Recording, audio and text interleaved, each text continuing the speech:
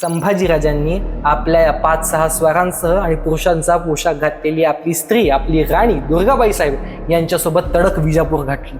संभाजीराजे निसटले, परंतु दुर्गाबाई साहेब मात्र मुघलांच्या हाती लागल्या. अहमदनगरचा किल्ला आहे जिथं आता मिलिटरीचा बेस कॅम्प आहे, त्या ठिकाणी त्यांना ठेवण्यात आलं आणि संभाजी महाराजांच्या हेर यंत्रणेचा दुर्गाबाईंसोबत संपर्क झाला.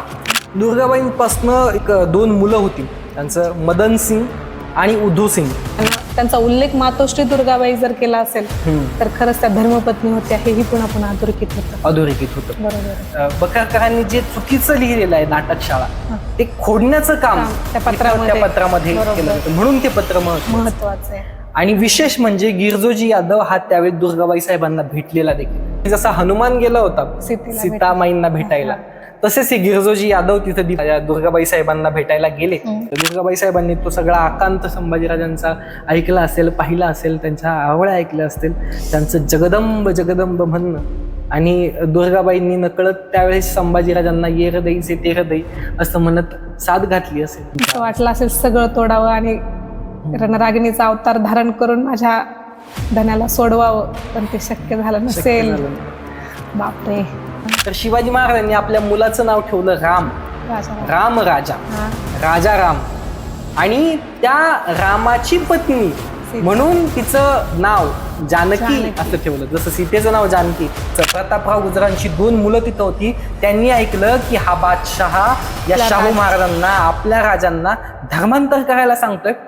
तर यावेळी ही 2 मुलं पुढे गेली आणि म्हटली की आम्ही धर्मांतर करतो, आमच्या राजाला हात लावता कामा नये. ज्या माणसानं आपल्या पतीला मारलंय ना, तो माणूस समोर आपल्या दिसतोय. ते येसूबाईंना, दुर्गाबाई साहेबांना काय वाटलं असेल. विजापूरचा सगळ्यात शेवटचा बादशहा, त्याचा मुलगा मुहम्मद मुहिउद्दीन याच्याशी शंभूराजांच्या मुलीचा विवाह लावून देतो. म्हणजे हे ऐकताना तळपायाच्या मस्तकात जाते. आजही जे आपल्या समाजात घडतं, IT क्षेत्रामध्ये सुशिक्षित मानलं जाणार IT क्षेत्रात घडतं, ही चाल तेव्हापासून आहे. परंतु तेव्हाही मराठी साम्राज्य झुकलं नाही. मराठ्यांनी त्यांच्या नाकावरती टिचून सगळा हिंदुस्थान आपल्या कब्जात आणला. ते जे तू मगाशी म्हटली की मराठ्यांचा इतिहास हा वीरांच्या तलवारीवरती लिहिला गेला, परंतु स्त्रियांच्या सौभाग्यावरती आणि संयमावरती लिहायचे आमचे इतिहास विसरायला लागले. की ज्यावेळी या दुर्गाबाई साहेबांना, येसूबाई साहेबांना, जानकीबाई साहेबांना सोडवायचं होतं ना, त्यावेळी या हिंदुस्थानचा बादशहा कोण होणार, मराठी ठरवायला लागले होते. म्हणजे त्यावेळी मराठी किंग मेकर झाले होते. आणि दिल्लीच्या राजकारणाची सगळी सूत्र ही साताऱ्यातून हल्ली जात होती. शिवपुत्र संभाजी महाराज यांची पत्नी श्री सखी राज्ञी जयती येसूबाई साहेब आपणा सर्वांना माहिती आहेत. पण तुम्हाला माहितीये का, संभाजी महाराजांना आणखी एक पत्नी होती, त्या म्हणजे दुर्गाबाई साहेब.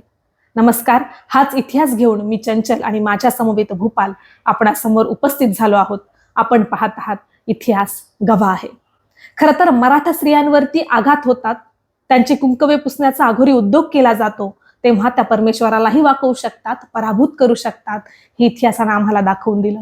मराठ्यांचा इतिहास लिहिला गेला त्यावेळी आमच्या मराठी स्त्रियांच्या संयमाचा आणि त्यांच्या सौभाग्याचा इतिहास लिहायला आम्ही कमी पडलो की काय असं वाटायला लागतं. तर भूपाल, संभाजी महाराजांच्या पहिल्या पत्नी येसूबाई साहेबांबद्दल आपल्याला माहित आहे, परंतु त्यांच्या दुसऱ्या पत्नी दुर्गाबाई साहेब यांचा विवाह संभाजी महाराजांशी कधी झाला आणि केव्हा झाला? संभाजीराजांच्या ज्या दुसऱ्या पत्नी आहेत दुर्गाबाई साहेब, यांचा विवाह संभाजीराजांसोबत कधी झाला याची इतिहासात एकही अस्सल कागदपत्रांमध्ये नोंद मिळत नाही. साल आपल्याला माहित नाही. साल आपल्याला त्याचं मिळत नाही. परंतु एक अंदाज लावला तर हा विवाह संभाजीराजांसोबत ज्यावेळी झाला त्याच्यानंतर अगदी काहीच वर्षांमध्ये या दुर्गाबाई साहेब या मुघलांच्या कैदेत अडकलेल्या आहेत आणि म्हणून त्यांचा इतिहास आपल्यासमोर येत नाहीत. तर मुघलांच्या कैदेत कशा अडकल्या आणि पहिली गोष्ट त्यांचा विवाह झाला कसा आहे, म्हणजे ज्या वेळेस त्या विवाहाची उल्लेख आपल्याला मिळतात, काही त्रोटक नोंदी मिळतात, त्यानुसार असं समजतं की एका राजपूत सरदाराची ही मुलगी, तिचं माहेरकडचं नाव हे चंपाबाई आणि ती ज्यावेळेस पुन्हा इथं संभाजीराजांसोबत विवाह झाला तेव्हा त्यांचं नाव दुर्गाबाई हे नाव त्यांचं ठेवण्यात आलं. आणि मग आपल्या असं लक्षात येतं की तो जो राजपूत जो सरदार आहे, त्या राजपूत सरदाराचा मूळ वंश हा कछवाह वंश. कछवाह म्हणजे नेमकी कछवाह म्हणजे असं की श्रीरामचंद्राला 2 मुलं, एक लव आणि कुश, आणि दुसरा कुश. जो कुश राजा होता त्याचा वंश पुढे पुढे जात गेला आणि त्याला कुशवाह असं म्हटलं गेलं.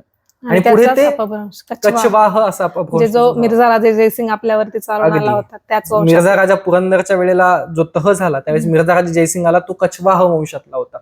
तर ह्या ज्या दुर्गाबाई आहेत त्या सुद्धा त्या कछवाह वंशातल्या होत्या. अच्छा, राजपूत श्री. राजपूत स्त्री होत्या. परंतु इतिहासात असं नोंदवलं गेलं की तो जो राजपूत सरदार आहे तो इतर राजपूतांपेक्षा कनिष्ठ मानला जातो, आणि मग या विवाहाला अनुलोम विवाह असं म्हटलं गेलं. अनुलोम. हम्म. आता अनुलोम म्हणजे अनुलोम तेही म्हणजे explain कर. अनुलोम म्हणजे कसं असतं, हिंदू धर्मामध्ये ज्यावेळी वर हा वरिष्ठ वर्णातला असतो आणि वधू ही कनिष्ठ वर्णातली असते, असं मानलं त्यावेळी जातं. असं मानलं जातं. आता आजच्या काळातल्या ज्या प्रथा परंपरा आहेत त्या आपण त्या काळाशी लावू शकत नाही, कारण 350-400 350-400 वर्षांपूर्वीचा तो कालखंड आहे, आणि आपल्याला त्यावेळच्या धार्मिक हिंदू परंपरांनुसार इतिहास समजून घ्यायला लागतो. बरोबर. तर या विवाहाला अनुलोम विवाह असं म्हणतात. वासी बेंद्रांनी सुद्धा त्याला तसंच स्पष्टीकरण दिलेलं आहे. तर तशा पद्धतीचा हा विवाह झाला. परंतु हा विवाह होत असताना अनेक बखरकरांनी नंतर दुर्गाबाईंचा उल्लेख करत असताना नाटकशाळा म्हणून उल्लेख केला. परंतु संभाजीराजांची दुर्गाबाई ही पत्नी ही धर्मपत्नी होती. इथे मंत्रोच्चारामध्ये त्यांच्या दोघांचा विवाह संपन्न झाला होता, याचे उल्लेख आपल्याला मिळतात. ओके. हे उल्लेख नक्की कशामध्ये आहेत, म्हणजे त्याचा काय पुरावा आहे? इतिहासाच्या साधनांमध्ये ज्यावेळी आपण बघतो त्यावेळेस वासी बेंद्रे आपल्या छत्रपती संभाजी महाराज या पुस्तकामध्ये श्री शंभूराजचरितम हा जो काव्य ग्रंथ आहे तो हरिकवी नावाच्या एका कवीनं लिहिला, त्या ग्रंथामध्ये या सगळ्याचे उल्लेख मिळतात. परंतु तो हरिकवी ज्यावेळेस सांगतो की हा विवाह दिलेर खानाच्या छावणीमध्ये झाला त्यावेळी ती गोष्ट मनाला पटत नाही.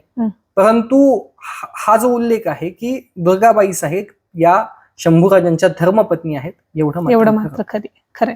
आणि तुझे मगाशी सांगितलंस की त्या मोगलांच्या तावडीत सापडल्या होत्या, तो प्रसंग काय? ज्यावेळी घटना अशी घडली की दक्षिण दिग्विजयाचा प्रसंग, छत्रपती शिवाजी महाराजांनी स्वतः दक्षिण दिग्विजयाची मोहीम काढली. स्वराज्य वाढवलं. स्वराज्य वाढवण्यासाठी छत्रपती संभाजी महाराजांना स्वराज्यात ठेवून शिवाजी महाराज दक्षिणेकडे गेले.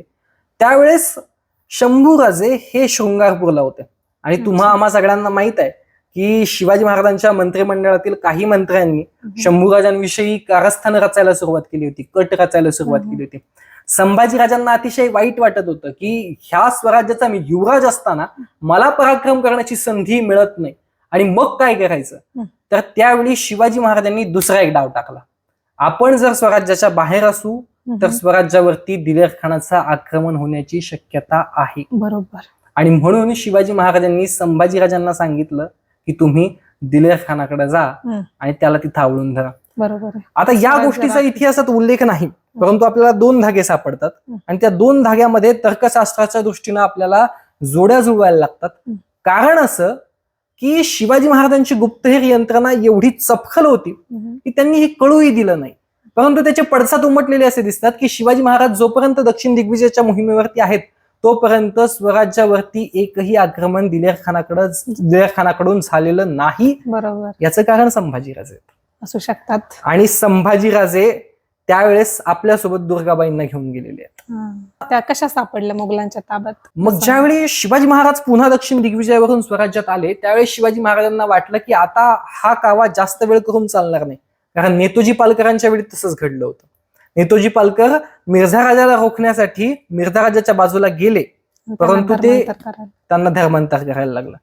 आणि मग त्यावेळी संभाजीराजांशी संपर्क शिवाजी महाराजांनी साधला.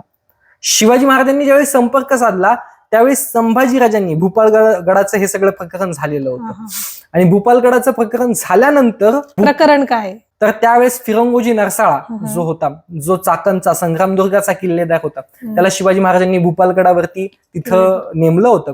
आणि त्यावेळी दिलेर खानानं भूपालगडावरती दिलेर खान चालून गेला आणि भूपालगडाचा कब्जा त्याने गेला. त्यावेळेस 700 मराठ्यांचे हात दिलेर खानानं कापले. त्यावेळी संभाजी महाराज तिथं नव्हते. संभाजी महाराज आल्यावरती त्यांना समजलं की 700 मराठ्यांचे हात कापलेत. संभाजी महाराजांना प्रचंड राग आला, आणि मग त्यावेळेस काय करावं हे सगळं भूपालगडाचं प्रकरण, संभाजीराजांची उद्विग्न अवस्था त्यावेळेस झाली. आणि मग शिवाजी महाराजांनी सांगितलं की आता तुम्ही परत यायला लागेल, आता आम्ही सुद्धा आलो आहोत, आपण सक्षम झालो आहोत, आता तुम्ही परत यायला लागेल. यावेळी संभाजीराजांसोबत दुर्गाबाई साहेब होत्या, येसुबाई साहेब नव्हत्या. येसुबाई साहेब शृंगारपूरला होत्या. याचं कारण असं की शृंगारपुरामध्ये येसुबाई साहेब नुकत्याच बाळंतीण झाल्या होत्या आणि भवानीबाईंचा जन्म झाला होता. हो, त्यांची मुलगी पहिली मुलगी संभाजीराजांची, तिचा जन्म तिथं त्या ठिकाणी झाला होता. सुंदर. त्यामुळे येसुबाई साहेब त्यांच्यासोबत नव्हत्या, हम्म. परंतु दुर्गाबाई साहेब होता. हम्म. आणि मग संभाजीराजांनी रात्रीच्या वेळी ठरवलं की आता इथून निसटायचं. त्यांना चाहूल लागली असेल की हो, त्यांना चाहूल लागली आणि सोबत 5-6 स्वार त्यांनी घेतले आणि स्वतःच्या या पत्नीला दुर्गाबाई साहेबांना पुरुषाचा पोशाख घालून त्यांना घोड्यावरती बसवलं. बापरे. आणि रात्रीच्या वेळी संभाजीराजांनी आपल्या या 5-6 स्वारांसह आणि पुरुषांचा पोशाख घातलेली आपली स्त्री, आपली राणी दुर्गाबाई साहेब यांच्यासोबत तडक विजापूर गाठलं. अच्छा. विजापूर गाठल्यानंतर तिथं मसूद खान नावाचा एक सरदार होता, त्यानं संभाजी महाराजांना मदत केली. आणि हे दिलेर खानाला कळलं की संभाजीराजे निसटलेत, आपल्या बायकोला घेऊन, आपल्या पत्नीला घेऊन निसटलेत. मग दिलेर खानाचा एक तिथं जवळचा सरदार होता, त्याचं नाव होतं अब्दुल रजाक. या अब्दुल रजाकनं काय केलं, दिलेर खानाला मागणं मागितलं की मी जातो संभाजीराजांना पकडून आणतो. आणि त्यावेळी हा अब्दुल रजाक संभाजीराजांच्या मागावरती गेला. तर यावेळी काय, कोण जाणे काय घडलं माहित नाही, परंतु संभाजीराजे पन्हाळगडावरती गेले, संभाजीराजे निसटले, परंतु दुर्गाबाई साहेब मात्र मुघलांच्या हाती लागल्या आणि दुर्गाबाई साहेबांना कैद झाली. आता या गोष्टीचा संदर्भ देत असताना ही गोष्ट मी माझ्या मनाने सांगत नाही, तर तत्कालीन संदर्भ आपल्याला एक सापडतो. या संदर्भाचा अनेक ठिकाणी उल्लेख येणार आहे, ते म्हणजे बुसातीन उस सलातीन. हा ग्रंथ मोहम्मद फारुख हक या अहमदिया नावाच्या एका माणसानं बिजापूरच्या आदिलशाहीवरती लिहिलेला आहे. याच्यामध्ये हे उल्लेख सापडतात. या दुर्गाबाईंना सोडवण्यासाठी काही प्रयत्न झाले की नाही झाले, आणि झाले असतील तर कसे झाले काय? आता नंतरच्या काळात ज्यावेळी दुर्गाबाई पकडल्या गेल्या, त्यावेळी दुर्गाबाईंची एक मुलगी सुद्धा त्यांच्यासोबत त्या ठिकाणी होती. संभाजी महाराजांना मुलगी होती दुर्गाबाईपासून एक मुलगी होती आणि त्यांची 2 इतरही मुलं होती. एक म्हणजे किती अपत्य होती दुर्गाबाईंपासून इतिहासाच्या दृष्टीनं पाहायला गेलं तर उल्लेख मिळतात ते 3 जणांचे मिळतात. 2 मुलं होती, त्यांचं मदन सिंग आणि उद्धव सिंग, ज्याला उद्धव सिंगही म्हटलं जातं, माधव सिंगही म्हटलं जातं, अशी 2 मुलं आणि एक मुलगी त्यांना होती, याचे उल्लेख मिळतात. मग सोडवण्याचा प्रयत्नाबद्दल कसं आहे? मग त्याच्यानंतर स्वराज्यात बरीच धामधूम होती. नंतरच्या काळामध्ये संभाजी महाराजांच्या विरोधात कट रचला गेला, शिवाजी महाराजांचा मृत्यू झाला, त्याच्यानंतर अकबर या ठिकाणी आला आणि या सगळ्या कालखंडामध्ये दुर्गाबाई साहेब मात्र संभाजीराजांचं नाव मनोमनी चिंतित अहमदनगरला त्यांना कैदेत टाकलं गेलं. आपल्या नगर जिल्ह्यात अहमदनगरचा किल्ला आहे, जिथं आता मिलिटरीचा बेस कॅम्प आहे, त्या ठिकाणी त्यांना ठेवण्यात आलं. आणि मग संभाजीराजांचे हुकूम सुटत होते, संभाजी महाराजांची केले जात होते. हो, संभाजी महाराजांची हेर यंत्रणा त्यांच्यासोबत संपर्क करता यावा यासाठी प्रयत्नशील होती आणि संभाजी महाराजांच्या हेर यंत्रणेचा दुर्गाबाईंसोबत संपर्क झाला. त्यावेळी संभाजी महाराजांनी काही सैन्य दुर्गाबाई साहेबांना सोडवण्यासाठी अहमदनगरवरती पाठवलं आणि असे 2-3 वेळा प्रयत्न संभाजी महाराजांनी केले, परंतु ते मात्र यशस्वी ठरले नाही. परंतु संभाजी महाराजांचे प्रयत्न एवढे प्रखर होते की आता मात्र औरंगजेबाला वाटायला लागलं की हा माणूस, हा संभाजी राजा, एकतर हा अहमदनगरचा किल्ला पूर्ण जिंकून टाकेल, त्याच्या या पत्नीला आपण दुसरीकडे कुठेतरी हलवलं पाहिजे. आणि मग या दुर्गाबाईंना त्यांनी हलवलं दौलताबादच्या किल्ल्यात. अर्थात त्याला दौलताबाद त्यावेळी म्हटलं जातं. देवगिरीचा तो किल्ला, औरंगाबादच्या संभाजीनगरच्या जवळचा तो किल्ला, त्या ठिकाणी त्याला हलवलं गेलं. आणि मग इथं मध्ये एक इंटरेस्टिंग गोष्ट आपल्याला पाहायला मिळते की संभाजी महाराजांनी आता दुसरा कावा आखायचा प्रयत्न केला दुर्गाबाईंना सोडवण्यासाठी. संभाजी महाराजांनी काय केलं तर संभाजी महाराजांनी गिरजोजी यादव नावाच्या आपल्या एका सरदाराला सांगितलं की आता तुम्ही याच्यामध्ये लक्ष घालायचं. कोण हे गिरजोजी यादव कोण आहेत? आता हे गिरजोजी यादव कोण, तर गिरजोजी यादव यांचा उल्लेख ज्यावेळेस मी शोधतो ना, त्यावेळेस मला असं सापडतं, यादवांचा मुख्य माणूस मुधोजी यादव हा सातारा जिल्ह्यातील कराड प्रांतातील माणूस. तर त्यांना जी 2 मुलं होती त्यातला एक मुलगा अर्जोजी यादव आणि दुसरा मुलगा गिरजोजी यादव.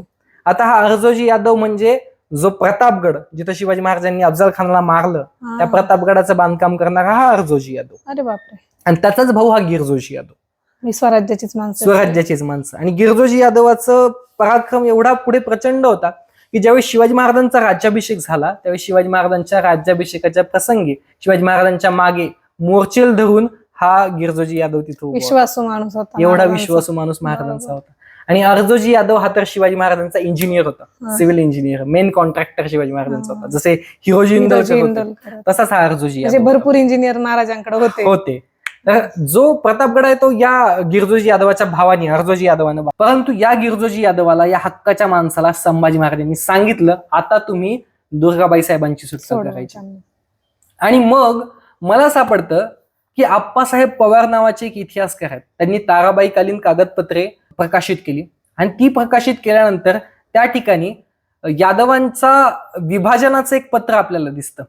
यामध्ये स्वरूपजी यादव आणि गिरजोजी यादव यांचं विभाजन पत्र 6 इंच रुंदीचं आणि 67.5 फूट उंचीचं अर्थात लांबीचं ते पत्र आपल्याला दिसतं. त्याच्यामध्ये एक बारीक उल्लेख असा आहे की गिरजोजी यादवांनी मातोश्री दुर्गाबाई साहेब अर्थात संभाजीराजांची धर्मपत्नी, दुसरी पत्नी दुर्गाबाई साहेब यांच्या सुटकेसाठी प्रयत्न केले आणि त्या ज्यावेळी दौलताबाद येथे कैदेत होत्या त्यावेळी संभाजीराजांच्या आज्ञेनं गिरजोजी यादवांची आणि दुर्गाबाई साहेबांची भेट तिथं झालेली होती. म्हणजे इथून अधोरेखित होतं की संभाजी महाराजांना दुसऱ्या पत्नी होत्या, त्यांचा उल्लेख मातोश्री दुर्गाबाई जर केला असेल तर खरंच त्या धर्मपत्नी होत्या हेही पुन्हा पुन्हा अधोरेखित होतं. बरोबर आहे. बखरकरांनी जे चुकीचं लिहिलेलं आहे नाटकशाळा ते खोडण्याचं काम त्या पत्रामध्ये केलं जातं, म्हणून ते पत्र महत्वाचं आहे. आणि विशेष म्हणजे गिरजोजी यादव हा त्यावेळी दुर्गाबाई साहेबांना भेटलेला देखील आहे, त्याचाही उल्लेख आहे. बापरे. पण कसं म्हणजे त्यांना सोडवता नाही चालत, त्यावेळी त्यांना सोडवता आलं नाही, परंतु त्यानं काहीतरी जसा हनुमान गेला होता सीतामाईंना भेटायला तसेच हे गिरजोजी यादव तिथे दुर्गाबाई साहेबांना भेटायला गेले, परंतु नंतर त्यांना तिथं सोडवता आलं नाही.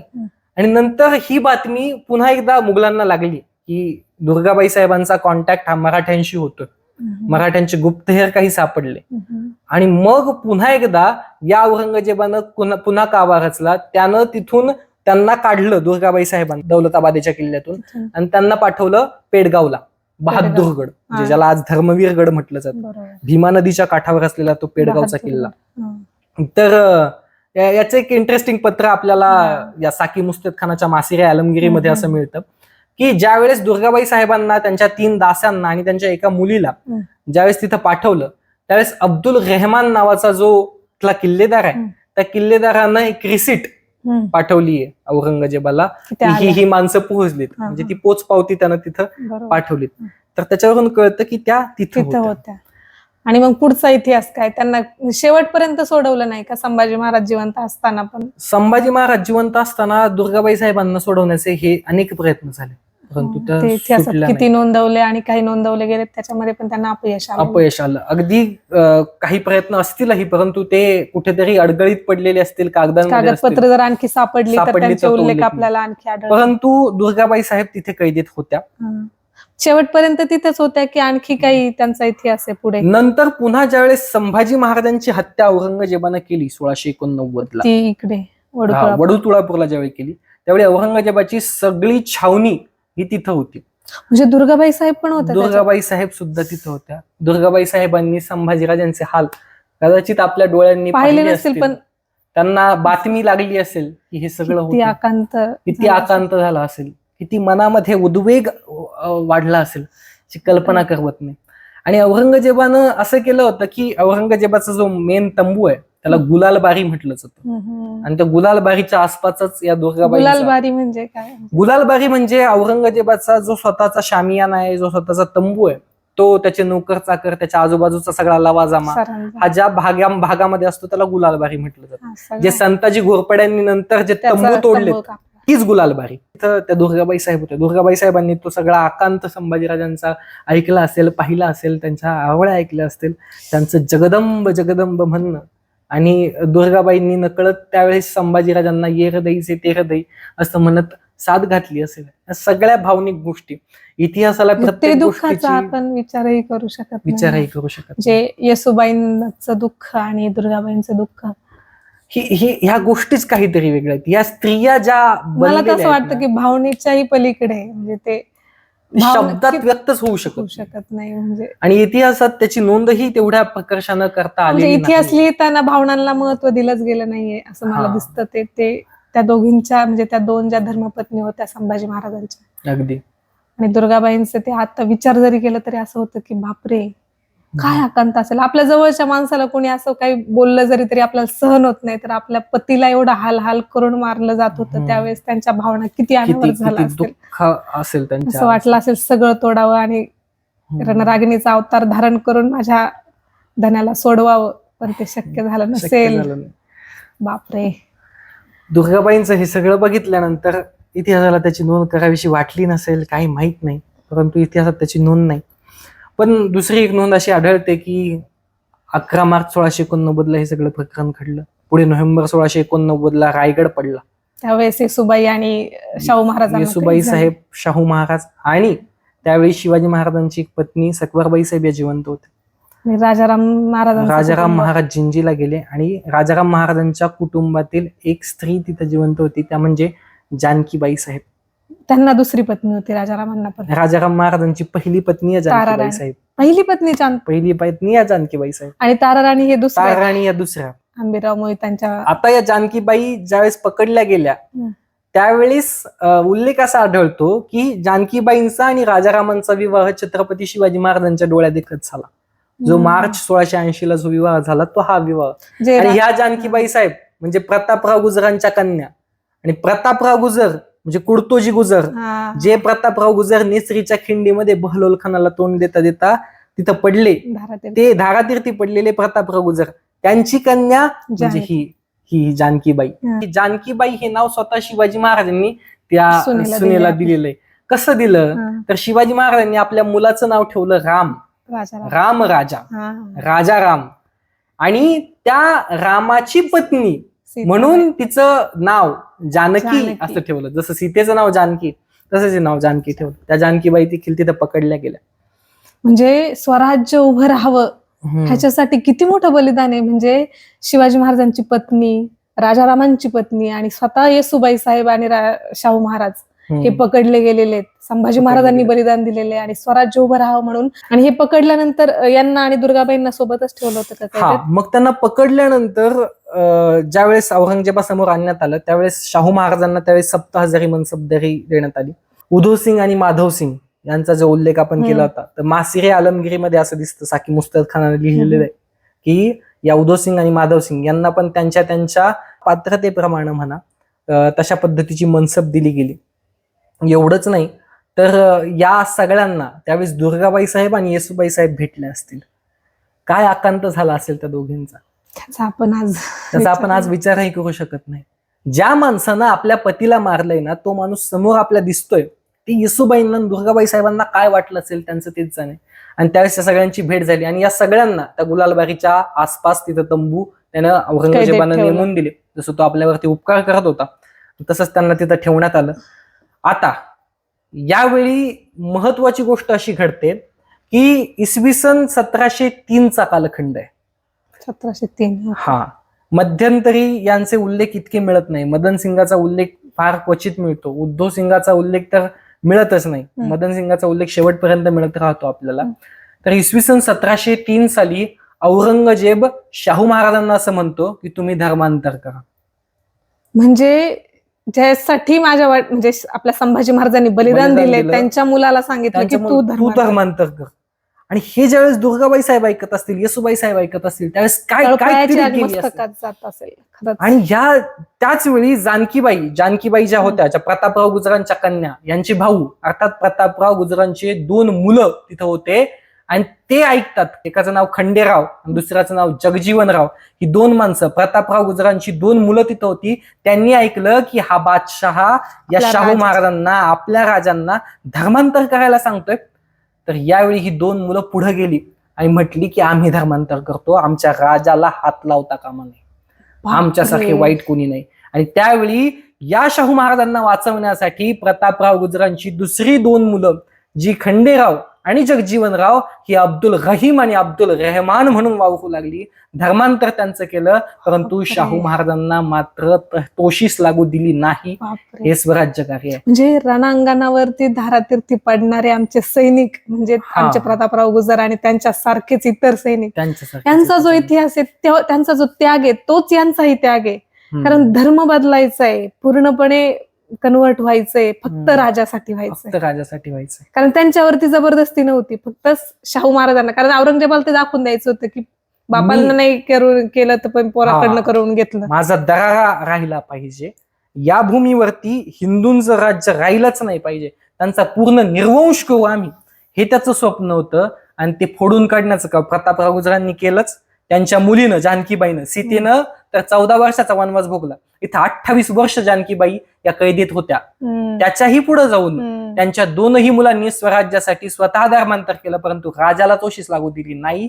ही माणसं या भूमीमध्ये जन्माला आली आणि या सगळ्याच्या साक्षीदार आधीपासून दुर्गाबाई साहेब होता. दुर्गाबाई साहेबांनी आधीपासून पाहिले. म्हणजे दुर्गाबाई साहेबांची जी मुलगी होती त्यांचं पण मी ऐकलंय, वाचलंय, त्यांचा विवाह पण दुर्गाबाई साहेबांचा जो दुर्गाबाई साहेबांच्या मुलीचा, म्हणजे जी मी तुला मगाशी म्हटलं की एकुलती एक मुलगी जी आहे, त्या मुलीचा विवाह हा कुणाशी केला गेलाय, तर ह्या औरंगजेबाची प्रवृत्ती किती नीच आहे की संभाजी महाराजांच्या मुलीचा विवाह हा विजापूरचा सगळ्यात शेवटचा बादशाह सिकंदर आदिलशहा, म्हणजे त्याला सिकंदर विजापुरी असं म्हटलं जातं, त्याचा मुलगा मुहम्मद मुहिउद्दीन याच्याशी शंभूराजांच्या मुलीचा विवाह लावून देतो. म्हणजे हे ऐकताना तळपायाच्या मस्तकात जाते. अरे आमच्या मराठ्यांना, या इथल्या ऐतत देशीयांना तुम्ही किती छळणार, आणि दुर्गाबाईंना काय वेदना झाल्या असतील त्यावेळी की हे सगळं आपल्या डोळ्यासमोर घडतंय. आणि ते घडलेलं बघत असताना दुर्गाबाई साहेब आणि येसूबाई साहेब काहीच करू शकत नव्हते, हतबल झालं होतं. म्हणजे याचा तो पहिल्यापासूनच डाव होता औरंगजेबाचा की शंभूराजांना या नात्यापरीनं किंवा मराठाशाहीला या प्रकारे असं धर्मांतर करून त्यांच्या धार्मिक भावना दुखवायच्या. आजही जे आपल्या समाजात घडतं, आयटी क्षेत्रामध्ये सुशिक्षित मानलं जाणार आयटी क्षेत्रात घडतं, ही चाल तेव्हापासून आहे. परंतु तेव्हाही मराठी साम्राज्य झुकलं नाही. आताही मराठ्यांनी त्यांच्या नाकावरती टेचून सगळा हिंदुस्थान आपल्या कब्जात आणला. बरोबर आहे. या सगळ्याच्या साक्षीदार दुर्गाबाई साहेब आणि येसूबाई साहेब त्या ठिकाणी आहेत. म्हणजे एवढं सगळं ऐकत असताना दुर्गाबाई साहेबांचा त्याग आणि ते जे प्रकरण आहे, म्हणजे प्रत्येक घटना त्या साक्षीदार आहेत त्याच्या. कारण लढाई साहेब आपल्याला माहिती आहे. नाही, येसूबाई साहेबांचा त्याग त्यांचा तर तो तेवढाच आहे. म्हणजे दोघींची तुलना नाही होऊ शकत त्यागाच्या बाबतीमध्ये, ती करूही नाही. परंतु ह्या सगळ्या गोष्टी रणांगणावरच्या गोष्टी आपण ऐकत असतो, परंतु छावणीत घडणारं राजकारण आणि त्या राजकारणामध्ये पिसणाऱ्या हे गोष्टी आहेत, ह्या आपल्याला माहित होत नाहीत कधी. आणि ह्या जाणून घेतल्यावरती कळतं की अरे बापरे, काय इतिहास आहे, आणि त्याचा उल्लेखही फार कमी आहे. फार कमी, अगदी. आणि मग नंतर ते जे तू मगाशी म्हटली की मराठ्यांचा इतिहास हा वीरांच्या तलवारीवरती लिहिला गेला, परंतु स्त्रियांच्या सौभाग्यावरती आणि संयमावरती लिहायचे आमचे इतिहासकार विसरायला लागले. बरोबर. त्यावेळेस ते असं, आणि हे सगळं आपल्या इतिहासकारांनी लिहूनच नाही ठेवलं. बरोबर, हे लिहून ठेवलंय साकी मुस्तफा खानानं मासिऱ्याला. तेव्हा आपल्याला कळतंय की अरे, तेव्हा कळतंय हे आपल्याला मराठा स्त्रिया एवढ्या पुढे गेलेल्या होत्या, एवढा त्यांचा संयम होता. हे आपल्याला कळतं अखबारामधून. जे मुघली अखबार दररोज लिहिले जायचे, जे आजही सरकारी दप्तरात काय दररोज घडलं हे डायरी जशी लिहिली जाते तसे अखबार लिहिले जायचे, त्यातून आपल्याला कळतं. खरं तर हे आपल्याला कळायला लागतं बुसातीन उस्सालातीन मधून, जे त्या अहमदिया नावाच्या विजापूरच्या एका सेवकाने तो पुस्तक लिहिलं, जे विजापूरच्या आदिलशाहीशी समर्पित होतं, विजापूरच्या आदिलशाहीशी रिलेटेड होतं. त्याच्यामध्ये आपल्याला याच्या नोंदी मिळतात की शंभू महाराजांच्या मुलीचा विवाह हा सिकंदर बादशहाच्या मुलाशी होतो. हे खूप म्हणजे हे जे उल्लेख खरं तर पाहायला गेलं तर आपलं मराठी जे राज्य होतं ते खूप धामधुमीचं होतं. ते लिहिण्यासाठी तेवढा वेळ आपल्याकडे नव्हता. खरं तर लिहिलं कधी जातं जेव्हा ते स्थिर स्थावर राज्य होतं, तेव्हा ते लिहायला वेळ मिळतो. आणि कदाचित तसं लिहिणं आपल्याकडनं राहून गेलं आणि तेवढं महत्वाचं त्या काळात वाटलं नाही इतिहासकारांना आपल्याकडच्या, म्हणून ते राहिलं. पण ती एक शोकांतिकाच म्हणावी लागेल की ती लिहायचं राहिलं, कारण त्याचे खूप चुकीचे अर्थ आजकाल लावले जातात आणि जो तो ज्याच्या त्याच्यापरीने अर्थ लावून वेगळा वेगळा अर्थ काढायचा प्रयत्न केला जातो. दुर्गाबाई साहेबांचा पुढे काही अजून उल्लेख आहे का, म्हणजे शेवट कसा आहे? कारण येसूबाईंना सोडवण्यात आलंय नंतर. आता उल्लेख असा मिळतो की मदन सिंगाचा नंतर उल्लेख मिळतो. उधव सिंगाचा उल्लेख तेवढा मिळत नाही, परंतु मदन सिंगाची एक फारसी राजमुद्रा त्या ठिकाणी आपल्याला मिळते. 1703 मध्ये तो औरंगजेबाला भेटल्याचा एक उल्लेख, मदन सिंग औरंगजेबाला भेटला याचाही उल्लेख मिळतो. आणि ह्याच्यानंतर इसवी सन 1707 मध्ये ज्यावेळी औरंगजेब मरतो त्यावेळी शाहू महाराजांना सोडण्यात येतं. परंतु येसूबाई साहेब, दुर्गाबाई साहेब त्याच्यानंतर या ज्या जानकीबाई होत्या त्या कैदेतच होत्या. त्यांना दिल्लीला घेऊन जाण्यात आलं. यांच्यासोबत मदन सिंग आणि उधव सिंग ते सुद्धा त्यांच्यासोबत होते. तर इसवी सन 1717 शाहू महाराजांनी पत्र लिहिलं आपल्या सहकाऱ्यांना आणि सांगितलं की तुम्हाला जी जी कामं करायची त्या कामांची एक लिस्टच आहे त्याच्यामध्ये. आणि त्याच्यामध्ये सगळ्यात महत्वाचं काम आहे येसुबाई साहेबांना, दुर्गाबाई साहेबांना आणि राजश्री मदन सिंगांना, आमचे चिरंजीव राजश्री मदन सिंगांना, म्हणजे स्वतःच्या लहान भावाला तुम्ही सोडून आणा, अशा पद्धतीचे शाहू महाराजांचे त्यावेळेचे हुकूम आहेत. आणि इसवी सन 1718 बाळाजी विश्वनाथ, आणि बाळाजी विश्वनाथ म्हणजे पहिल्या बाजीरावाचे वडील, आणि इतर मराठी सैन्य दिल्लीला जाऊन धडकलं. आणि त्यावेळी सय्यद बंधूंसोबतचा करार झाला. आणि एका बाजूला ज्या औरंगजेबानं हाल हाल करून आमच्या मराठी साम्राज्य खिळखिळ करून टाकलं ना, त्याच वेळेस मराठी साम्राज्य वाढायला लागलं. तीच मराठी साम्राज्याची चढती कमान अशी वाढत गेली की ज्यावेळी या दुर्गाबाई साहेबांना, येसुबाई साहेबांना, जानकीबाई साहेबांना सोडवायचं होतं ना, त्यावेळी या हिंदुस्थानचा बादशहा कोण होणार, मराठी ठरवायला लागले होते. म्हणजे त्यावेळी मराठी किंग मेकर झाले होते. आणि दिल्लीच्या राजकारणाची सगळी सूत्र ही साताऱ्यातून हल्ली जात होती. जेवढा प्रचंड, म्हणजे एवढं प्रचंड ताकद ती मराठ्यांच्या इतिहासात आहे. आणि एवढी प्रचंड ताकद ही स्त्रियांच्या सहनशीलतेत आणि स्त्रियांच्या संयमात देखील आहे. ही प्रचंड ताकद दुर्गाबाई साहेबांच्या, येसुबाई साहेबांच्या, जानकीबाई साहेबांच्या संयमात आहे. आणि 1718 1719 त्या पुन्हा त्या सगळ्यांना घेऊन, येसुबाई साहेबांना, दुर्गाबाई साहेबांना, या सगळ्यांना घेऊन ही सगळी मराठ मंडळी साताऱ्याला येतात. आणि एप्रिल 1719 आसपास शाहू महाराजांची आणि यांची भेट होते. त्यावेळेच्या येसुबाई साहेबांच्या खर्चाचा तपशील सुद्धा अगदी तसं लिहून ठेवलेला आहे. त्यावेळेस दुर्गाबाई साहेब पुन्हा एकदा स्वराज्यात इथं आल्या, येसुबाई साहेब आल्या, असा सगळा उल्लेख आहे. म्हणजे तू जे म्हणलास की त्यांच्या खर्चाचे बिर्चाचे उल्लेख, म्हणजे येसुबाई साहेबांवरती एक वेगळा व्हिडिओ बनवता येईल, त्यांच्या त्यागावरती, त्यांच्या राजकारणावरती. अगदीच की आज आपला दुर्गाबाई साहेब हा विषय महत्वाचा होता, हे मेन टार्गेट होतं, म्हणून आपण त्या विषयाभोवती फिरून ज्या काही गोष्टी आल्या त्या आपण आज नमूद केल्या. आपल्याला मध्यंतरी जो थोरल्या संभाजीराजांचा व्हिडिओ आपण बनवला त्याच्या खाली कमेंट मध्ये अनेकांनी विचारलं होतं, अनेकांचे पर्सनल डीएम सुद्धा आले होते की दुर्गाबाई साहेब आणि मदन सिंगाचा, उधव सिंगांचा यांचा काही उल्लेख मिळतो की. त्यासाठी आपल्याला हे सगळं, कारण हा इतिहास पोहोचला पाहिजे. स्त्री सखी राज्ञी जे ती येसुबाई साहेब सगळ्यांना माहीत आहेत, त्यांचा त्याग तेवढा आहे, परंतु त्यांच्याच बरोबरीने दुर्गाबाई साहेब सुद्धा होत्या, हेही विसरता कामा नये. बरोबर आहे. तो इतिहास आपल्याला विसरता येणार नाही. आज ज्यावेळी औरंगजेबानं आमच्या कुटुंबियांना, आमच्या राजाच्या कुटुंबियांना हालाहाल करण्याचा प्रयत्न केला ना, त्यावेळी मराठ्यांनी पुन्हा एकदा नव्यानं उभं राहून त्यांनाच, औरंगजेबालाच याच मातीत गाडण्याचं स्वप्न पाहिलं. म्हणजे शंभू महाराजांच्या सांडलेल्या एका एका रक्ताच्या थेंबावरती स्वराज्याच्या महानतेचा पाया बांधला गेला. अगदी खरं. म्हणजे असं म्हणतात की दधीच्या अस्थिमधून इंद्राचं वज्र निर्माण झालं, शंभूराजांच्या अस्थिमधून अवघा महाराष्ट्र, अवघा हिंदुस्थान वज्रप्राय झाला. आणि मराठ्यांनी दिल्ली जिंकण्याची नुसती स्वप्न बघितली नाही, मराठ्यांनी दिल्ली जिंकली. मराठी दिल्लीचे किंग मेकर ठरले, हिंदुस्थानचे राज्यकर्ते, भाग्यविधाते ठरले.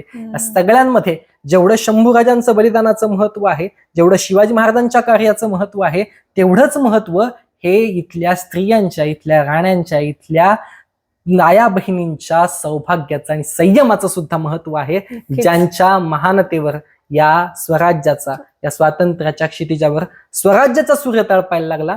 शेवटी सांगत असताना औरंगजेबानं एवढं सगळं केलं, परंतु या सगळ्याला उत्तर देत असताना मराठ्यांनी आपलं राज्य अटकेपर्यंत, पेशावर पर्यंत नेऊन, अटकपासून कटक पर्यंत राज्य वाढलं. अहद तंजावर ते तहद पेशावर मराठ्यांचं राज्य होतं. शेवटी ते म्हणतात ना, इतिहास गवाह आहे.